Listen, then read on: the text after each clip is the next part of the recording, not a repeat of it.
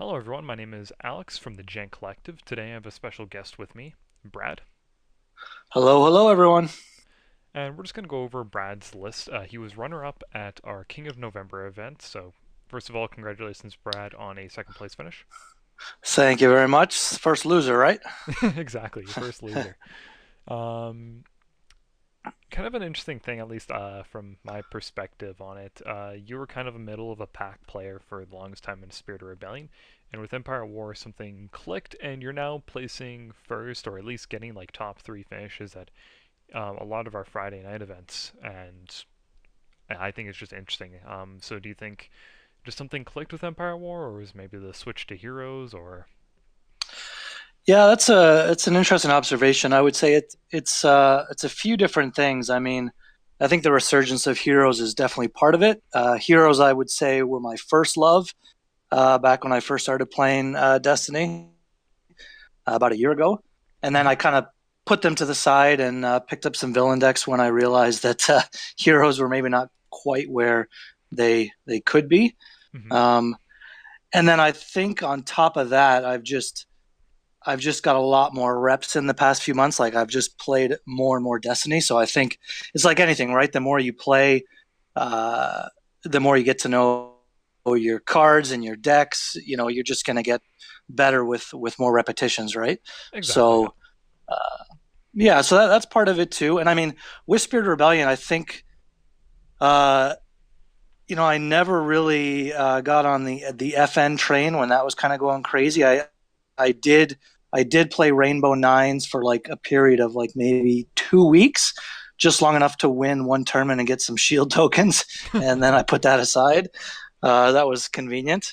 But yeah, I don't know. The Spirit Rebellion, I found I didn't really settle on a deck. I played a lot of emo kids because that was fun, and that had some success, but not right across the board. I got top four in a couple tournaments. I think I finished third in the Myth Store Championship with that deck. But that's about it. And then aside from that, I never really settled on a deck. So I just jumped around a lot, tried a bunch of different things. But now with the new RRG and Heroes are strong again, I've kind of gone back to my old ways, and it seems to be working. Yeah, it seems to be working really well for you. You've also really slowed down your play, whether that's good or bad is up to anyone's opinion, but you're really looking across your options, I feel like, for a lot of the games, and you're trying to make sure that you're making the best play possible, which is making you one of our better players in Calgary right now, so. Yeah, you know what I think it's kind of like what I was saying before. The more you play, and I mean, I try to play on TTS as much as I can. I mean, with a 10-month-old at home, that doesn't leave me a lot of time for TTS, but I do try to get on when I can, just to get in a few games, just because, the more you see different things and work through the thought process and decision making, and also trying to analyze what your opponent's decisions are going to be. Um, I found that's really helped, kind of like you said, slow it down and kind of think through and make better decisions. So yeah, I mean, like anything, practice makes perfect, right? Exactly. So, let's go over your list real quick. You're playing Hmm. something that a lot of people, when it was announced, a lot of people kind of glanced over, didn't maybe think it was going to be top tier, but you did, finish second place at King of November, which is everyone brought fairly competitive decks to it, so it's not you're not pushover here with this. So Hmm. the list is the two-player starter set kit. Essentially, it's Elite Poe Dameron second copy version or second version and E Ray 2. Um, and it seems to be like quite a few cards that came from the starter set are in here. You got Ray's lightsaber, Poe Dameron's lightsaber, Honor Guard. I believe Guard is a starter set card as well as Sound the Alarm. So, Hmm. um, not a lot of two drop upgrades. I see Shoto and Ancient Lightsaber. That's kind of it. Unless Hmm. Poe Dameron's a two drop. I think it's a three drop, right? No, pose blasters too. Pose Blasters too? Okay. Yeah. So, actually, not a bad suite then. Some would argue a little bit low on the upgrade side. Where do you lie on that? I would agree, and it's definitely light on the upgrade side. And I've found that, I mean, not across the board, but in a lot of my decks, if I had to pick one side or the other, I tend to go lighter on upgrades and heavier on events because because I mean it's a dice game, right? And upgrades are great, but dice are still dice at the end of the day. Whereas having cards that you can play to react and counter and respond or whatever you want to say, I find I feel more comfortable with that. So if I have to choose one or the other, and sometimes I do this without even realizing I do this when I build my decks. I think sometimes I err on the side of events because I'd rather have tons of removal and less upgrades because I find that has more staying power. I'd rather be able to kind of last longer. Okay, so But more I control orientated style. yeah, I totally agree with you. It's lighter on upgrades than a lot of other people that might be playing this deck, and I'm okay with that because number one, the upgrades I do have are very impactful. And number two, the character dice on their own do a lot of work. So I find that you don't need a ton of upgrades in this deck. So yeah, that's kind of where I come down on that. Yeah, taking a look at the list now and the characters, because I haven't really touched on these. They both only have two damage sides, but Poe Dameron's focus and special, which is pretty much a focus, really kind of let you nail the sides you need. Hmm. Would you put a second Ancient Lightsaber in the deck if you had one? If I had one, it would go in there. I mean, right now I'm saying it would go in there. I don't know what I would take out because I find the spots are really tight in this deck. I mean, like a lot of decks now, right, with so many cards to choose from. Yeah. Um, but I really, and I mean, that's the thing when I think of what other upgrades I could have in there. I mean, I played around a bit with the baby blaster just to give Poe another gun that I could get out early, but I ultimately took it out because I found it wasn't that impactful and it was taking up a spot. So, but yeah, I probably would add a second ancient lightsaber if I had one. Okay. And I see you have the Honor Guard Docking Bay combo. Would you say, or on average in this event, because you played 6 games, how often did you Hmm. get your battlefield? I feel like out of the 6 games, I got my battlefield at least 3 times. I want to say three because I know, and I mean to be honest, I love. I mean, obviously the docking bay honor guard combo is ridiculous, but Okay. at the same time, I've built a deck in a way that I'm okay if I don't get my battlefield. Then I'll just play it slower and still claim when I need to, but if I don't get to cycle my honor guard, I feel like I have enough other control cards that I'll still be okay. So yeah, even in the games when I didn't get my battlefield, I mean that means I start with 2 shields on Ray, which is not bad either. Yeah, it's not honestly a bad position. You're forcing your opponent to either give Ray 2 shields, which is damage out the gate, or Docking Bay, which creates a situation of honor guards continuously getting cycled, and that's a die around.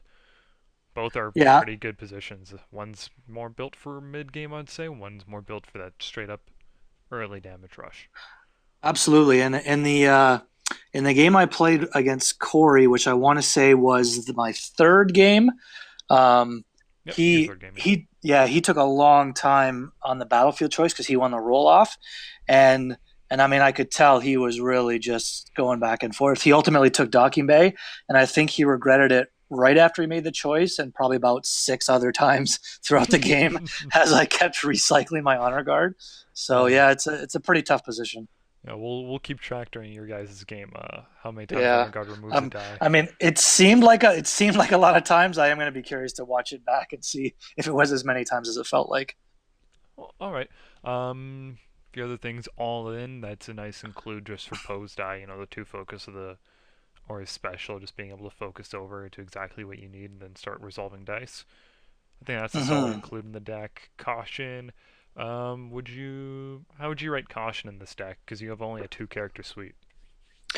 Yeah, I would say caution is it's pretty important. I mean, I think it is. Now in a couple games when they don't come out early, you definitely feel the hit. Like there was at least one, if not two of my games where I didn't get my cautions until I was down to one character anyway, so then it's a dead card. Mhm. Um, but if I can get one of them early, like first round or second round, and then another one mid game, because I mean both I typically don't lose a character that early anyways. So I found it still does a lot of work for me. So I would have a hard time cutting it. But that also might be just because I love Blue Hero so much that card has a special place in my heart. That's fair. But yeah, I find it is pretty important for this deck. I mean, shields are huge right now, right? Exactly. Shields are pretty huge in our Calgary meta.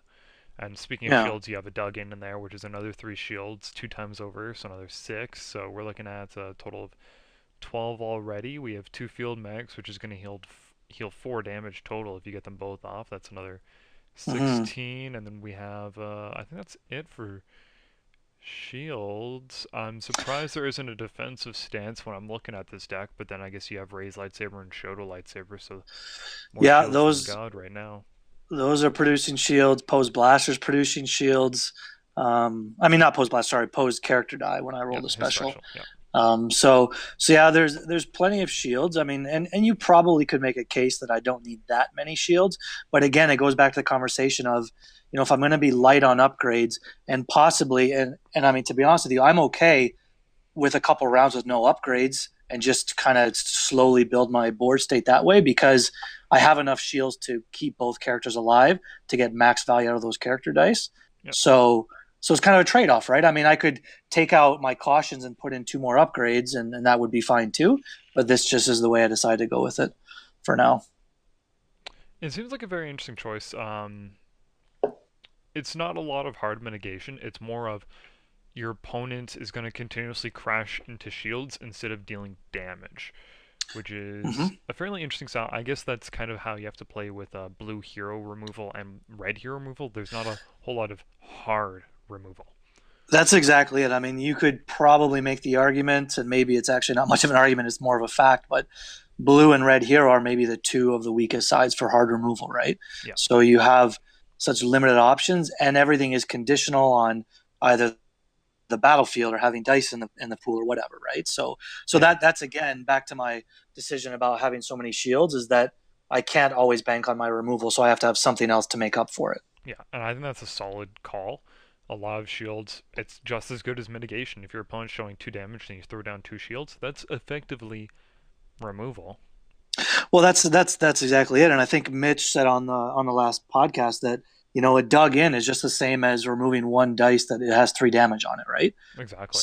So that's pretty much what it comes down to. Doesn't help if your opponent's running something like Deadly, which is too unblockable, or they Vibro Knife or back muscle you, then the shields aren't really worth much, but if they're back muscling, there's no way to stop it really anyways, other than Field Medic. Exactly. Yeah. Yep. If you had to change any one thing about this deck, what would you do? The first thing, and I kind of thought of this even as soon as the tournament was over, or just towards the tail end of the tournament, would be I probably would take out It Binds All Things and replace it with C3PO. I actually had C3PO in a very early version of this deck, but then I took him out for something else, and then eventually, I think I went from C3PO. I at one point had Planetary Uprising in there, but then I took it out for It Binds All Things because I figured, okay, I've got 7 blue upgrades. Well, of course you can't play 2 raised lightsabers, so I guess Mm. 6, or whatever the case might be. But over the course of the game, that if I get It Binds in the first round or second round, it's going to save me 2, 3, 4 resource over the course of the game, which it definitely did in some cases. But then in other games, I didn't get it till right towards the end. It's a dead card, so I probably would take that out, put in C3PO, and then that again, if I get that out early, that guarantees post special every round or whatever, right? So that would probably be the first thing I would do. Yeah, C3PO seems like a great call, especially yeah, if you hit that 2 focus and you really don't need 2 focus, you can switch it to whatever you really need at the time. Exactly. And I mean, there's times when, I've got the 2 focus on Poe, which typically is amazing, but if it's 2 focus on Poe and you've got, like a blank ray dice or something, only one other die to do anything with, you might want to remove her die with caution to give Poe 3 shields, and now that 2 focus is useless, right? So Exactly. So, so yeah, that would be a good switch for sure. and it really makes sure that Poe Dameron's blaster is continuously hitting that special every single round if need be. Exactly. And then once you get the light bow out there, you can start chaining specials and all kinds of craziness, right? Yeah, once once you go down that route, it becomes a not fun experience for the guy sitting across from you. Yeah, Yeah, absolutely. the pain train is just hurtling towards them. Well, and that goes back to your comment about all in. I mean, I've seen other people play this deck and they don't have all in and they don't have hit and run. And honestly, those 4 cards, I don't think I would ever take them out of this deck no matter what, They seem like a because great call. there's nothing more powerful than hit and run into all in when you've got 5 or 6 dice in the field and Poe's got a special and 2 focus. I mean, I don't know, at least once, if not twice, in the tournament, in this last tournament, I think I did that combo for like 8 or 9 damage, which is just That's a scary super amount of damage. super strong. So those are 4 cards that to me it's a non-negotiable. I'm never going to take those ones out. Don't blame me. I think those are fantastic cards to have in this deck. There's not a whole lot of decks I'd include in them, but Seventh Sister and the two-player starter set, definitely 100% agree with you on that.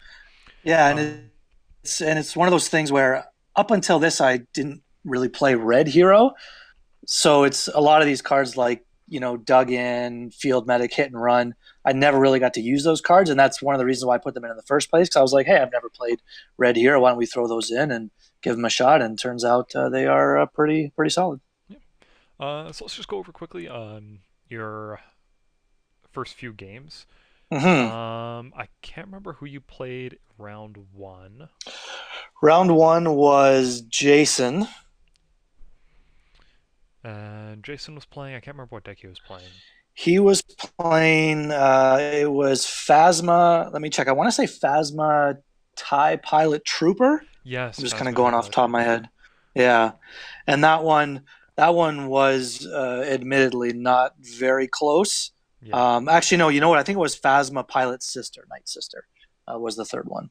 Um, Maybe. Well, I'll have to double check with stat on that yeah, one, but I that walked third by character. and it seemed like it was very one-sided in your favor. Yeah, I think I got Phasma early in round two. Um, I think I just had a couple good rolls that first round, so Phasma was gone, and then it was pretty much academic after that. Fair. So that was a pretty easy start. Who'd you play in round two? Round two was Martin for the first time, which I really didn't want to see him in that second round. Interesting So thing. Yeah, you guys met up twice during the day. we did, yeah. So yeah, he had the double trooper, double Guavian. So tons of guns, tons of, I mean, all the best removal, yellow and red villain. Yep. Um, so And that all the was, redeploy weapons too. and like every single redeploy weapon you could possibly imagine. Um, so that first match was, I mean, well, both of our matches were super close, but that one, it came down to at the end. I was trying to do my best to tiptoe around all of his redeploys and keep 2 or 3 characters live at the end and just not allow those extra activations, which is always a tricky game to play. Hmm. But I eked it out. That was a super super close one. And that first game, I didn't know. I didn't know whether he had endless ranks in his deck or not. And I mean, I've played him before when he uses the triple Death Trooper with endless ranks. So I kind of was assuming he had endless ranks in this deck. And he had lots of money, a couple points. So I went for the Guavians first. I still don't know if that's the right call, because they have more health and, maybe they're not as good as the troopers. But I was so worried of endless ranks that I thought, hey, let's leave the troopers alive and let's go after the Guavians. So I killed them first, and then I just had to kind of manage the troopers with their redeploy weapons. I But it think turns out he wasn't running endless ranks. I think that's actually a great call. Anyways, hitting the Guavians, you get rid of any spot yellow cards that he might have. Electroshock being the first one, and those Guavians do have $2 or $3 sides, which are great bait and switch fuel. So I think That's it's maybe the true. right call. Yeah. Yep. Yeah, it's a toss up. I think. Uh,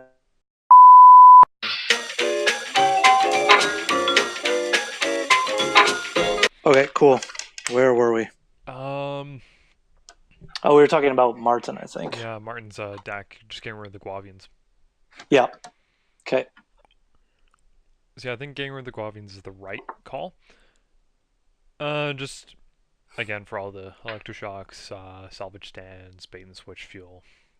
Even though the troop, like I think it's also the right call because of the two troopers having the double blank sides Hmm. and the one big pay side, which if he's playing a ton of redeploys, they're costly, and they all have pay sides on them. So maybe it's the right call. Not Yeah. 100% sure on that though.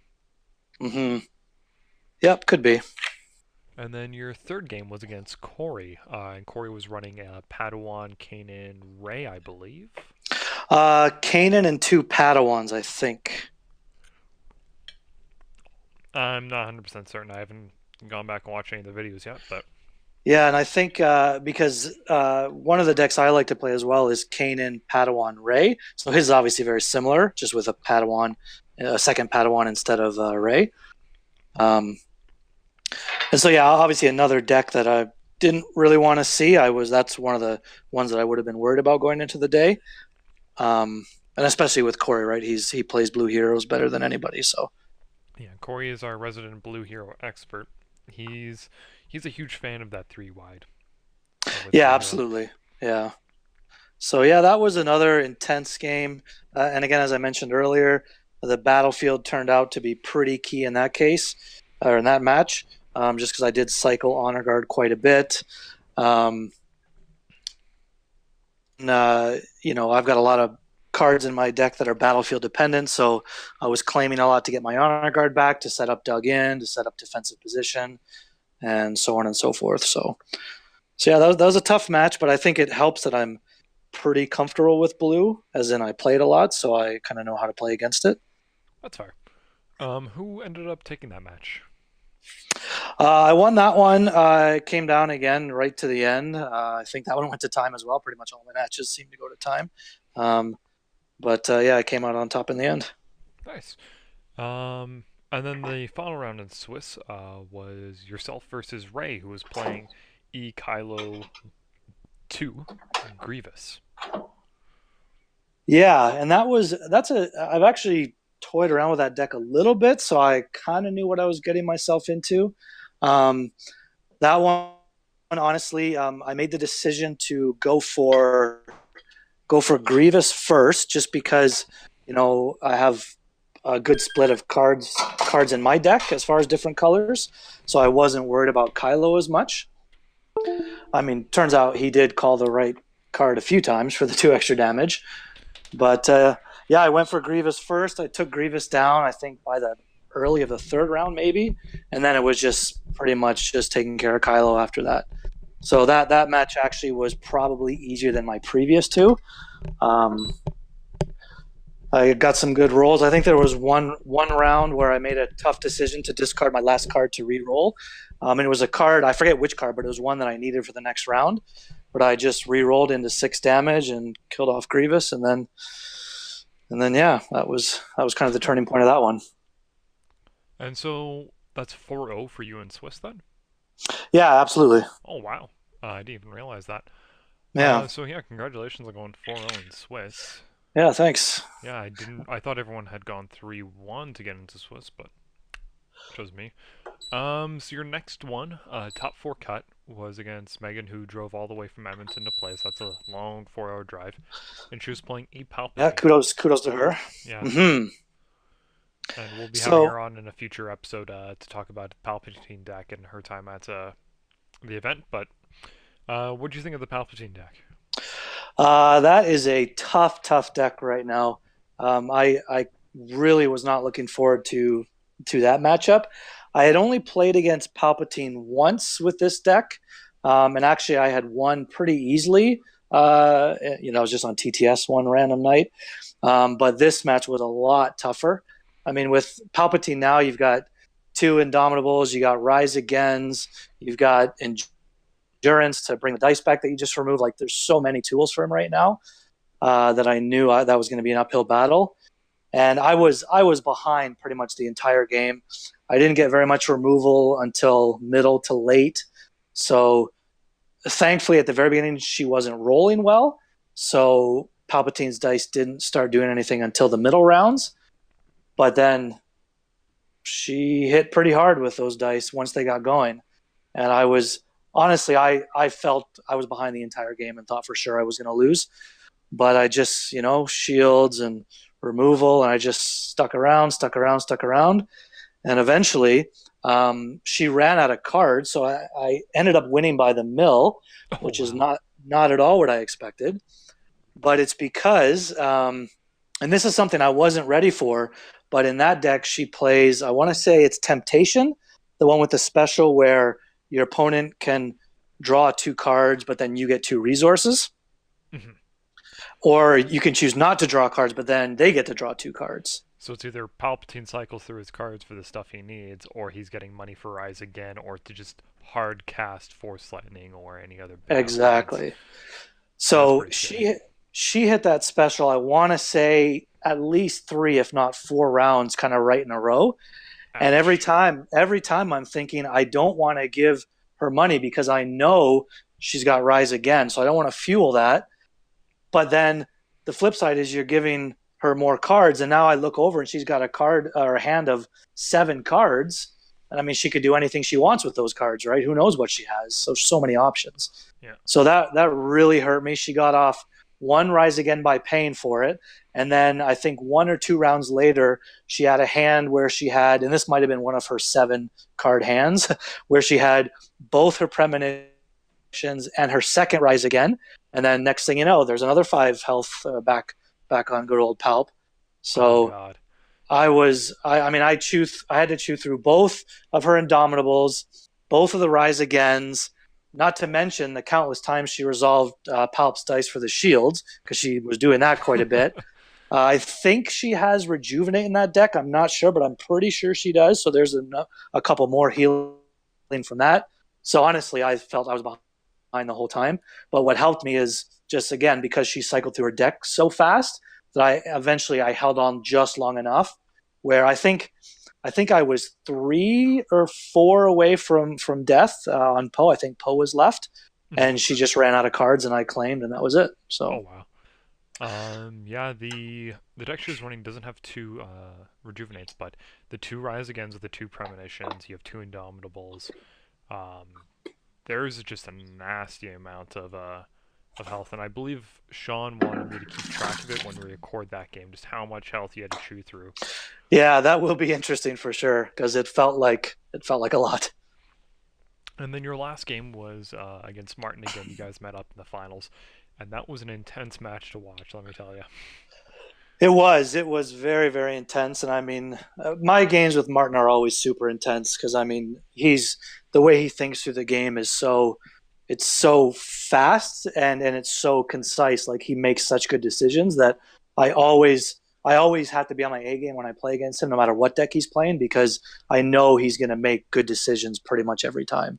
So yeah, that was pretty intense, and especially since we had already played earlier that day, there's no surprises, right? We know exactly what's in each other's deck, Mhm. so there's a lot of counting cards, checking the discard pile, seeing what the other person has left, and that kind of stuff. So yeah, that was a pretty intense match. Yeah, it was kind of like a clash of styles. You are very methodical, thinking about every single one. Martin makes a lot of snap decisions. He thinks very fast. Both Mm-hmm. styles are good. One almost forces your opponent to feel pressured into playing as fast as they are, or maybe Absolutely. makes them feel pressured that they're making such snap decisions. There's that confidence in them to make Mm-hmm. such quick plays. Yeah, that's a good point. And I mean, he does make such quick decisions. And I mean, I don't think I could ever make decisions that quickly that are as good as the ones that he makes. Like, I have to take longer to process those kind of things. But you're right, it does put pressure on you because you don't have as much time in between actions to kind of think through, okay, what are the possible sequences of events? Or, he played this. So if I play this, he's going to play this kind of thing. Because it does Exactly. put that extra pressure on you.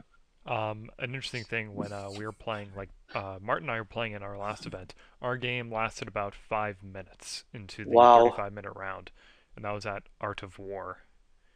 Wow, And that's crazy. that was a incredibly fast game, and the tournament before that at PM Hobbycraft, the judge came over and started watching our game, and he gave up trying to keep track of what was happening. It's just those snap decisions, and we were fueling each other because if his opponent goes fast, he tries to go faster. So Hmm. he's always Yeah. trying to be faster than you to make you feel Yep. that pressure. And I talked to him about that, and it's a very interesting kind of mental game. It totally is. Absolutely. Yeah. And he just eked out the win. Um, I know I caught it. I don't know if you caught it. You resolved a post special and didn't take a shield, which would have been one off lethal. I actually did not notice that. I'm definitely gonna have to watch that one back. Yeah.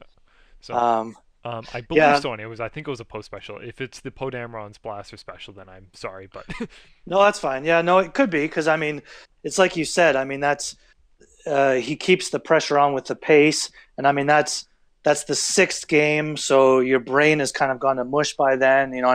And except for the first round, I would say all my matches were pretty intense and pretty, high. No, I don't want to say stress because I mean you're playing a game, right? But yeah.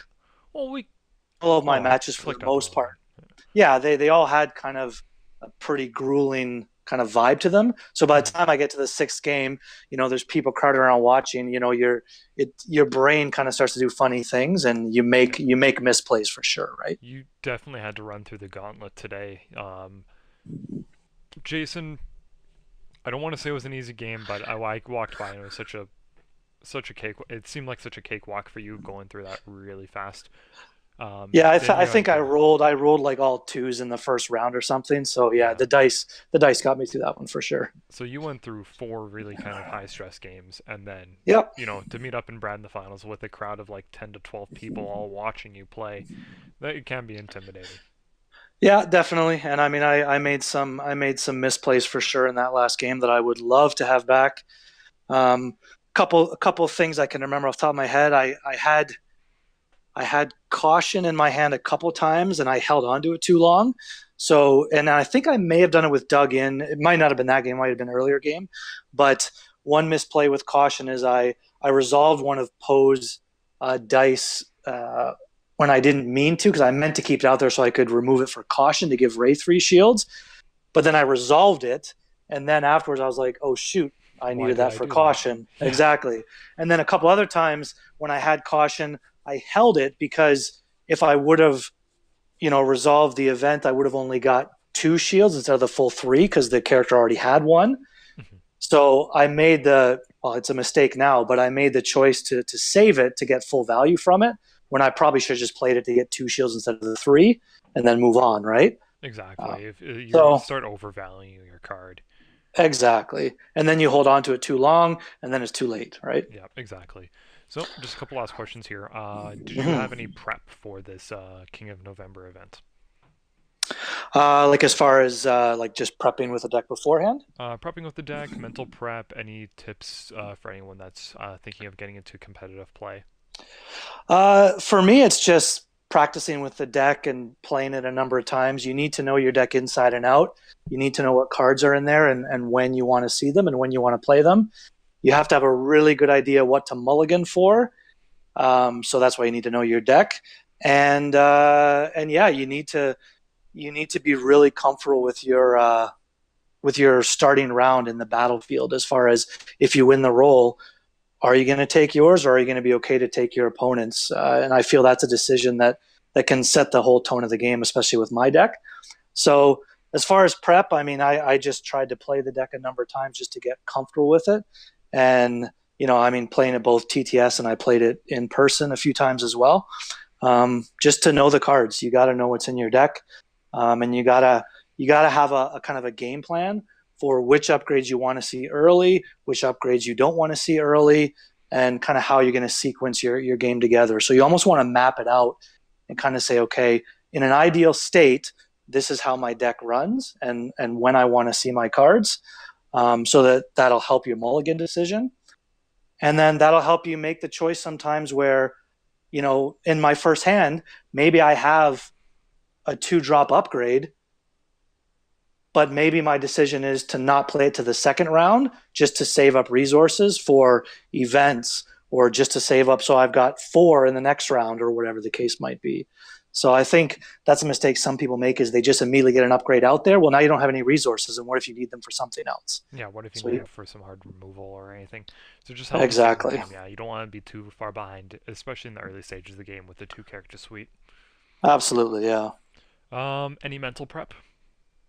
Not really. No, I mean, I like I said, I kind of think through the deck and how I want to sequence it, and kind of I do a little bit of mental prep as far as planning what kind of decks I'm probably going to see and how I would deal with them, as something as simple as which is my target, right? If out of a 2 or 3 character list, which target would I go for? So I like to have that kind Okay, of determined ahead of time. But other than that, that's pretty much it as far as mental prep goes. gotcha. And you'll be coming out to the Hoth Open, which we're doing in mid-January. That's going to be kind of our regionals prep. Mm-hmm. Um, I don't know if Legacies will be out by then, but we can expect to see you there. Correct? Yeah, absolutely. Yeah, I'll be there for sure.